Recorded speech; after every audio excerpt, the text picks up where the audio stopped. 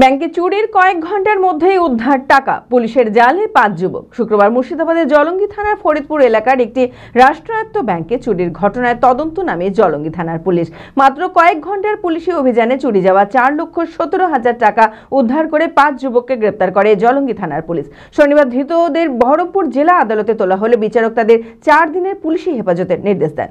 মানসিক স্বাস্থ্যের জন্য সবার আগে যে নামটি মনে ভেসে ওঠে, সুস্থ মনের ঠিকানা মনোবীক্ষণ। যোগাযোগ নাম্বার 7477799516। দিনে দুপুরে একটি রাষ্ট্রায়ত্ত ব্যাংকের শাখায় চুরির ঘটনায় কিনারা পুলিশের। শুক্রবার মুর্শিদাবাদের জলঙ্গি থানার ফরিদপুর এলাকায় একটি রাষ্ট্রায়ত্ত ব্যাংকে চুরির ঘটনায় তদন্তে নামে জলঙ্গি থানার পুলিশ।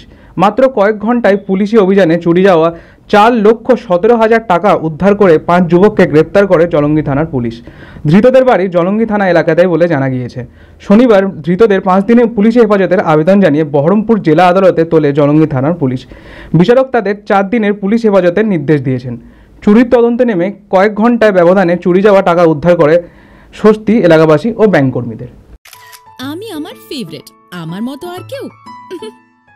চঞ্চলতা তার কথায় কথায় জীবনে মিশে রঙ ভরায়, চুপি সারে মনে সে সাদে সবাইকে পাগল করে, পাগল করে।